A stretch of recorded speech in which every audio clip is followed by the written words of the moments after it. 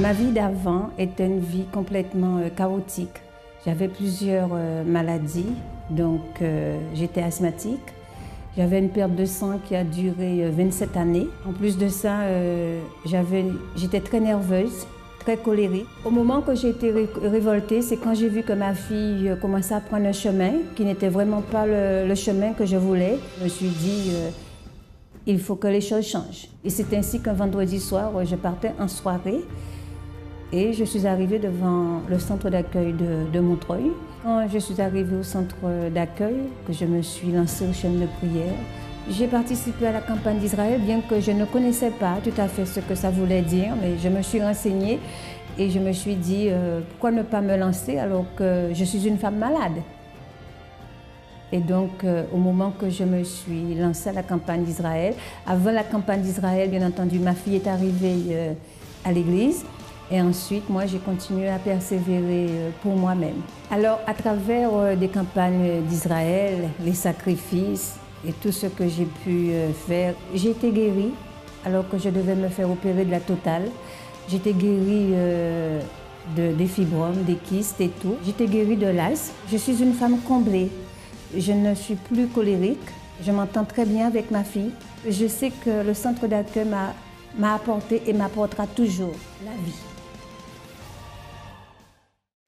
Alors avant d'arriver au centre d'accueil, j'étais vraiment détruite à l'intérieur de moi. Parce que déjà, j'avais de la tristesse, de la colère et de la haine par rapport à ce que j'avais vécu pendant mon enfance. Et j'ai gardé cette haine et cette colère pendant plus de 10 ans. Et je me disais que tôt ou tard, il fallait que je me venge envers mes parents. Puis ça s'arrangeait pas parce que mon père me battait souvent parce que je suis l'aînée. J'ai grandi dans une grande famille, donc c'est moi l'aînée. Là, j'ai commencé à voler dans les affaires de mes parents. Donc je faisais des virements. J'avais des envies de suicide. J'avais envie de passer à l'acte. Mais la même semaine où je voulais passer à l'acte, c'est une amie à moi en fait, qui s'est jetée au 12e étage. Donc quand j'ai vu ça, en fait, ça m'a tellement choquée que j'ai pas osé le faire. C'est le fait aussi qu'une personne m'a évangélisée dans une gare et c'est comme ça que je suis arrivée au centre d'accueil. C'était la campagne d'Israël et je ne savais pas qu'est-ce que c'était. Je me demandais mais pourquoi cette campagne-là, qu'est-ce que c'est? Et quand j'ai écouté, c'était comme s'il fallait que je donne mon tout à ce moment-là. Moi, ce que représente pour moi la campagne, c'est vraiment une opportunité d'obtenir quelque chose, mais vraiment qui est impossible. Alors à travers les sacrifices, ce qui a changé d'abord, c'est mon intérieur. Parce que j'étais une personne très furieuse, colérique, donc je suis devenue très calme. Pour moi, le centre d'accueil, c'est comme une deuxième chance, un nouveau départ. Bonjour à tous, soyez bienvenus à cette émission. Normalement, des gens disent une phrase que nous écoutons beaucoup dans tout le pays, qui dit « un problème ne vient jamais seul ». Normalement, quand il arrive un problème, il ne vient pas seul. Il y a un autre problème qui vient, un autre et un autre. Il y a même des gens qui, des choses qui se passent sont presque impossibles. La question c'est aussi comment c'est possible? Pourquoi ça se passe avec moi?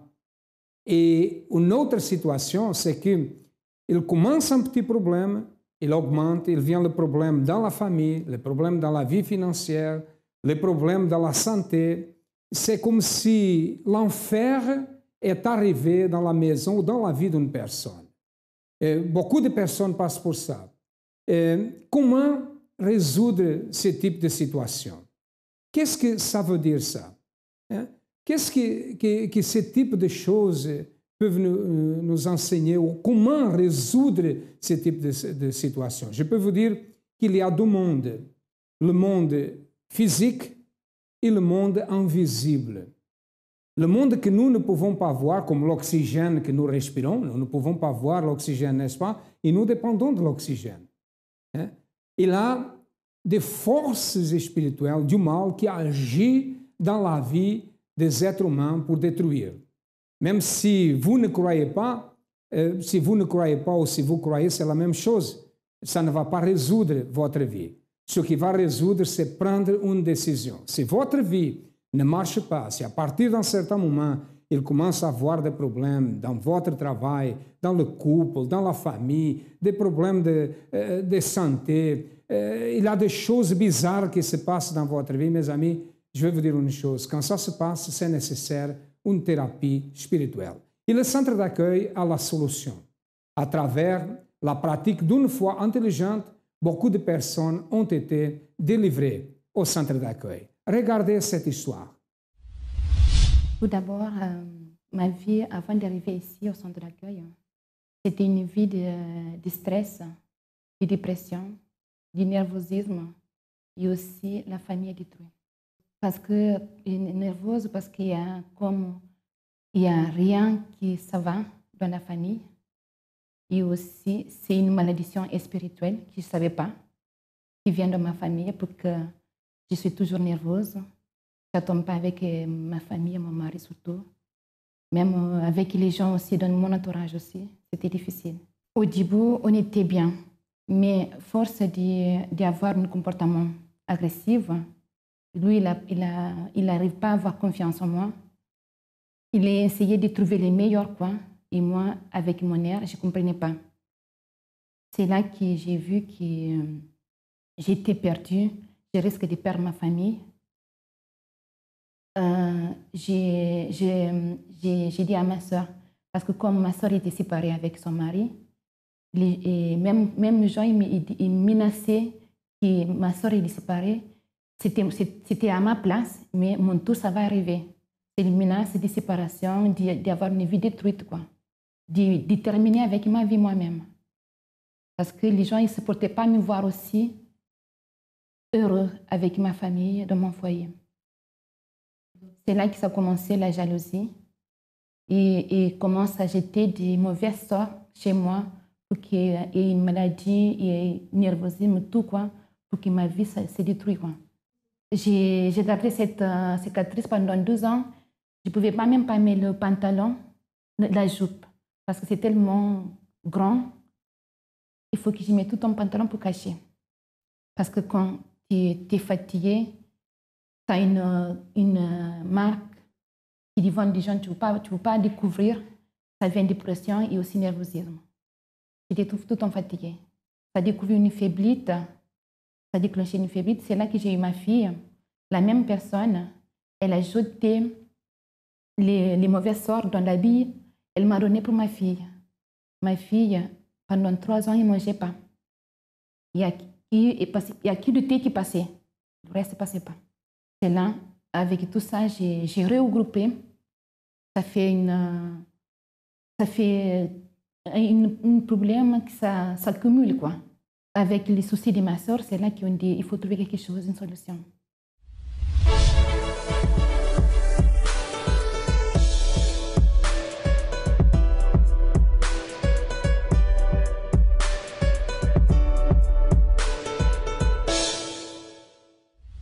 Adriana était victime de jalousie. Des gens disaient que sa famille allait être détruite. Elle est devenue nerveuse, elle avait la peur, elle avait des problèmes de couple, elle avait des trahisons. Il est venu quoi? La dépression. La vie a commencé à entrer en décadence. Comment on peut expliquer ça? D'un moment à l'autre, la situation change. Par exemple, je vous donne un exemple d'un couple.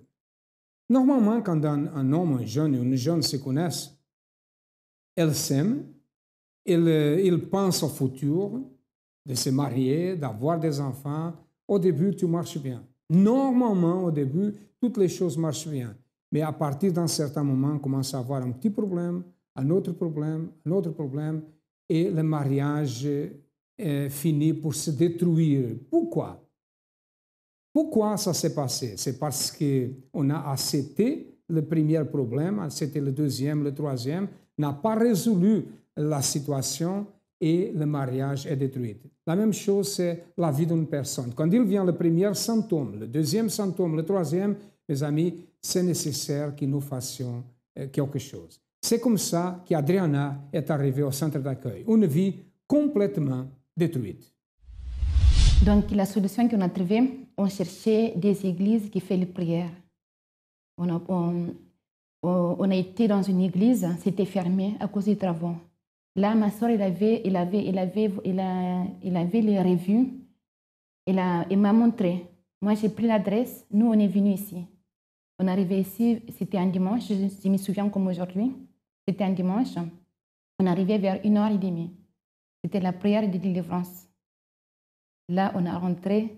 Moi, j'ai dit, oh mon Dieu, j'ai trouvé ma solution. J'avais peur pour ma soeur parce que comme on était religieuse, je ne pensais pas qu'elle allait rester. J'ai dit, ma soeur, il faut essayer au moins 1 semaine minimum. Après, on verra la suite. On commençait à faire les chaînes de prière. J'ai lu aussi les revues, j'ai vu les témoignages, tout ça. J'ai dit, il faut que ma vie change. À l'époque, je n'avais même pas de titre de séjour. Je faisais une campagne pour ma bénédiction. Et ensuite, pour ma délivrance. J'ai participé à la campagne d'Israël. Mon première campagne d'Israël, je me souviens comme aujourd'hui parce que c'était tellement extraordinaire que je n'arrive pas à oublier. Parce que le jour même que j'ai monté sur l'hôtel, mes 3 jours, j'ai eu la réponse positive. Pour moi, c'est passer une frontière, une barrière qui était impossible. C'est le meilleur pour moi parce que sans le sacrifice de campagne d'Israël, même on peut prier, on peut jeûner, mais il faut donner tout. Il faut outrepasser cette frontière-là. Aujourd'hui, à travers de la campagne d'Israël, ma vie a changé complètement. Ma famille, il est dans l'arche de Noé, comme Dieu veut. On est là. Moi aussi, mon comportement, il est changé maintenant. Je ne suis pas la même personne d'avant. Ma vie, elle est maintenant dans les mains de Dieu. Mais non seulement pas ça, je sais que je peux compter avec un Dieu qui est grand, qui peut transformer ma vie et aussi celle de ma famille. Je suis maintenant, je suis zen. Je suis réservée à Dieu, mais pas au mal, pas au stress, pas aux dépressions, pas au nervosisme. Parce que c'est là, ça mène pas une vie, ça représente pas une vie. J'ai ma famille, à travers cette campagne que j'ai faite là, avec ces trésors, ma famille, elle est revenue après, parce que j'étais perdue. J'ai vu que c'était moi qui devais changer. Je suis changée. Lui aussi, il a changé. Mes enfants ont changé aussi. Maintenant, notre maison, c'est une maison de Dieu, il est calme. Je peux vivre en paix, je peux rester chez moi, je peux faire tout ce que je veux, mais en paix. Je ne me cache pas, parce que pour moi, là, j'ai dit, j'ai trouvé ma maison, je vais rester. Je vais voir, je vais aider aussi les gens qui sont dans la même situation que moi, de connaître de boire la même source que moi j'ai bu, que j'ai liberté. Je suis quelqu'un qui a changé, qui a transformé, qui a des exemples pour donner aussi des gens qui étaient dans la même situation que moi. Soigner les blessés, guérir les infirmes, donner la prospérité, rétablir la vie, sauver et délivrer les captifs. L'huile consacrée au temple de Salomon est imprégnée d'un pouvoir de délivrance. Le même qui se trouve dans son état original, dans la foi vive et intelligente. Cette huile, en vérité, représente le début d'un renouvellement ou d'une transformation totale de la vie de chacun. Des millions de membres du centre d'accueil dispersés dans tout le monde. Pour tous ceux qui désirent avoir ce changement complet et divin. Pendant 7 semaines, 7 domaines différents de la vie seront abordés. Chaque personne qui n'acceptera pas de perdre cette opportunité unique recevra l'onction d'huile consacrée dans le temple de Salomon. L'huile consacrée dans le temple de Salomon par 20 000 serviteurs du Dieu vivant. Du 3 août au 20 septembre. Plus d'informations sur notre ligne amie 24 heures au 01 53 35 85 12 ou centredaccueil.net.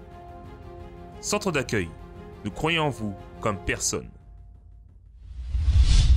Elle est arrivée au centre d'accueil un vendredi à participer de la chaîne de délivrance, la chaîne principale de délivrance, et elle a vu qu'elle était dans le bon endroit parce qu'elle a commencé à sentir que sa vie allait changer. Aujourd'hui, qui est-elle? Une personne totalement délivrée, tout marche bien, elle est une nouvelle personne, elle a été guérie, a été délivrée. La situation a changé complètement. Pourquoi? Parce qu'elle a appris à utiliser la foi. Et la même chose se passe dans votre vie. Si vous avez des problèmes, je suis ici pour vous dire qu'il existe une solution. Ne baissez pas le bras devant la situation, n'abandonnez pas, ne faites pas des choses que vous ne devez pas faire. Sachez qu'il y a une solution. Je peux vous dire ça parce que nous connaissons des millions de cas au monde de personnes qui ont changé sa vie complètement, qui ont reconstruit sa vie à travers les chaînes de prière. Nous allons maintenant écouter d'autres témoignages de personnes qui sont arrivées au centre d'accueil et après nous retournerons. Bon, déjà, moi, en arrivant, vraiment, j'étais pas... en 99, j'étais plutôt une touriste, on va dire, parce que je venais pour faire plaisir à ma mère. Et donc ensuite, on s'est mariés. J'ai quitté la maison de ma mère, donc on est allé vivre dans le 91, un peu plus éloigné de ma mère. Et bon, là, ma mère n'était plus derrière moi pour me dire, bon, va à l'église, il faut que tu confies en Dieu. Et donc, du coup, j'ai décidé tout simplement de mener ma vie comme bon me semblait. Donc, on vivait comme on vivait déjà avant, on va dire. On vivait comme des célibataires, on faisait toujours la fête, on sortait. Vous étiez mariés? On était mariés, oui. On était mariés, mais... Vous êtes mariés depuis combien d'années? 12 ans maintenant. Quand je rentrais, donc, je voyais vraiment la réalité. Donc, en fait, je sortais, j'oubliais que du moment où je sortais, elle était enceinte. À 8 mois de grossesse, je pense même. 8 mois, 8 mois de grossesse, je suis parti danser avec mes copains. Ils venaient me chercher, on partait. J'ai tout simplement dit, mon Dieu, j'en peux plus. Alors, si tu existes, il faut que tu montres. Dans ma vie, il faut que tu le montres. Je vais faire ce qui est en mon pouvoir. Ce que les hommes de Dieu vont me demander de faire, je vais le faire, je vais appliquer, mais je veux voir la transformation dans ma vie. Qu'est-ce que Dieu a fait dans votre vie? Alors, au jour d'aujourd'hui, qu'est-ce que Dieu a fait? Déjà, il m'a guéri. Il a enlevé la dépression que j'avais en moi. Il m'a rétabli. Il m'a donné son esprit. Aujourd'hui, je suis une personne complètement transformée. Il a béni mon mariage également. Aujourd'hui, notre mariage n'a rien à voir avec celui qu'on avait avant, qui était même inexistant, je dirais. Aujourd'hui, on recommence, on va dire. Aujourd'hui, notre vie, que ça soit professionnelle, parce qu'il y avait un problème, un blocage aussi au niveau de la vie professionnelle, mais surtout de son côté à lui. Aujourd'hui, sa vie professionnelle est rétablie également, donc il est béni également de ce côté-là. Et en pleurant même, j'avais dit à mon épouse, c'est fini, plus jamais il y aura des larmes de tristesse dans notre vie. Et j'avais dit, mon Dieu, plus jamais ton nom sera dans la honte dans ma vie. Le centre d'accueil, c'est vraiment l'école de la vie. C'est ici où j'ai grandi, j'ai appris tellement de choses. La femme que je suis devenue aujourd'hui, c'est grâce au centre d'accueil en fait. En fait, ils ont découvert que j'avais une boule au sein et ils m'ont dit que c'était un début de cancer. Donc je venais le mardi, j'avais discuté avec un pasteur qui m'a dit de faire une chaîne de prière. Donc je venais le mardi et le vendredi. Donc je venais le mardi et le vendredi. 4 médecins ont visualisé les clichés, ils ont dit effectivement c'est ça. Et le jour de l'opération, je suis venue un mardi, c'était vous qui étiez là. Donc j'ai bien fait attention à tout ce que vous avez dit, avec foi et tout. Et je suis allée le jeudi pour l'opération. Donc je suis allée le jeudi, ils m'ont préparé, j'étais déjà sur la table d'opération. Et un médecin qui arrive, qui me dit « Faites voir vos clichés », qui regarde mes clichés. Elle m'a dit « J'arrive ». Elle est partie. Elle revient, elle m'a dit « Je suis désolée, j'ai une mauvaise nouvelle pour vous ». J'ai dit « Ah bon, qu'est-ce qui se passe ?» Eh bien, vous êtes venu pour rien. Comme j'habite très loin, donc elle m'a dit « Vous êtes déplacé pour rien ». Donc là, ils ont dit que le cancer a disparu. Non, il n'y a rien. Elle ne voit rien. C'est bizarre, mais bon, je ne cherche pas de signification. Que Dieu vous bénisse. Amen. Comment était votre corps? On dirait que c'est une vieille machine qui crasait. Parce que quand j'arrive là ce matin, j'ai sorti pour faire une visite. Et puis, j'ai dit non, j'ai passé juste à côté, il faut que je rentre à l'église. Malgré ce matin, pour que je puisse sortir, j'ai obligé de rentrer dans la baignoire, j'ai mis de l'eau glacée sur moi.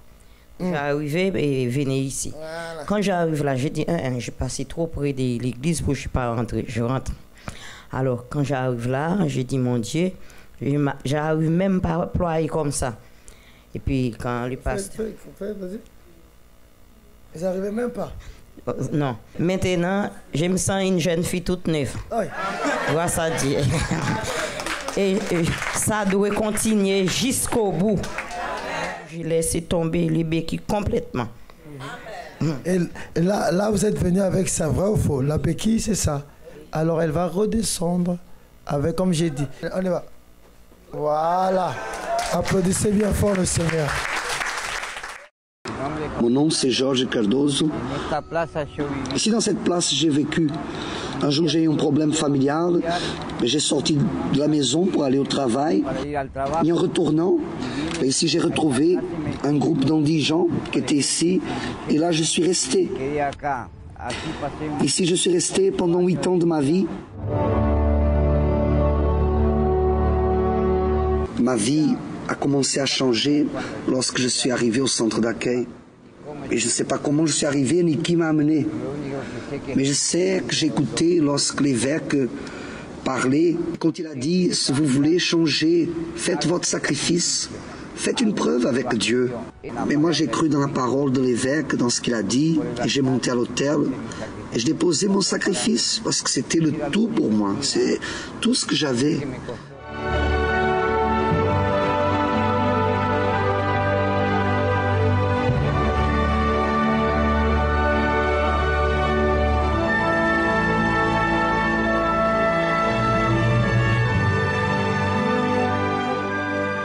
Aujourd'hui, je peux dire que ma vie a complètement changé parce que j'ai la santé, j'ai sorti des rues, j'ai prospéré.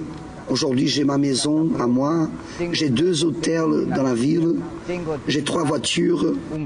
Je donne grâce à Dieu pour la campagne d'Israël parce que ça a changé ma vie par complet.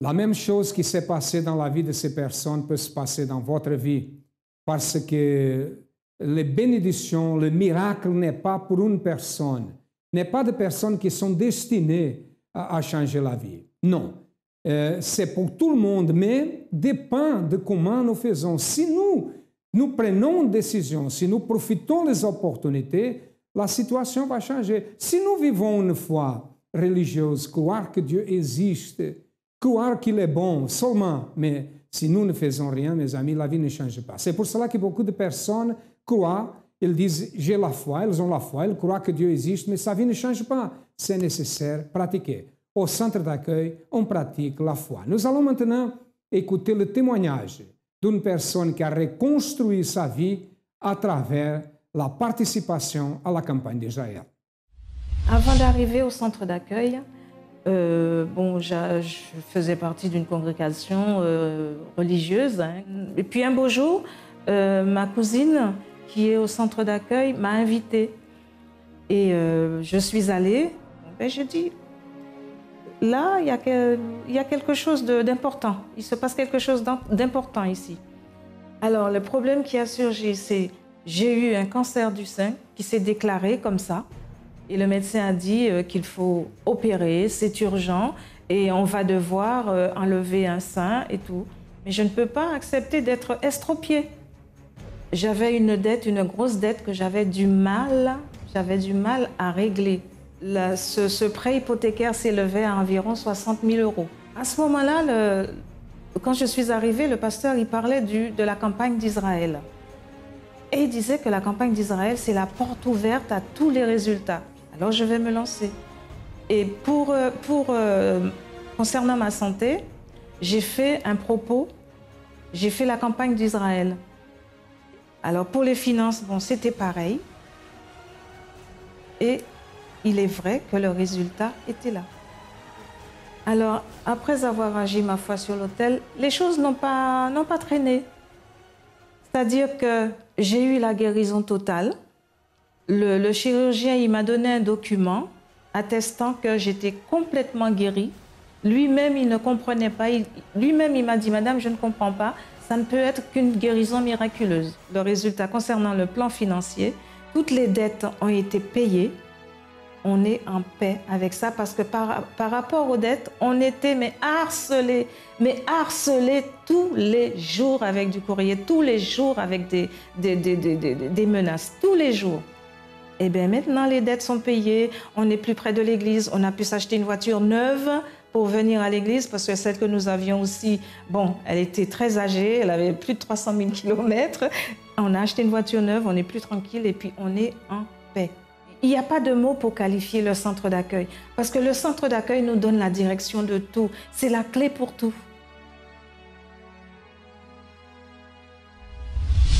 Deux grands miracles se sont passés dans cette vie. Les dettes qui ont été pardonnées et la guérison d'un cancer. Elle a vu la réalisation du miracle dans sa vie. Et pour vous, n'est pas différent. Si vous avez besoin de notre aide, nous sommes situés au 254 de rue du Faubourg Saint-Martin, au 10e arrondissement à Paris. Nous avons d'autres centres d'accueil, comme vous avez déjà constaté, qui passent dans votre ordinateur. Vous avez aussi un numéro de téléphone. Appelez-nous ou cherchez le centre d'accueil le plus proche et certainement votre vie va changer parce que nous sommes là pour vous aider. À demain et que Dieu vous bénisse à tous abondamment.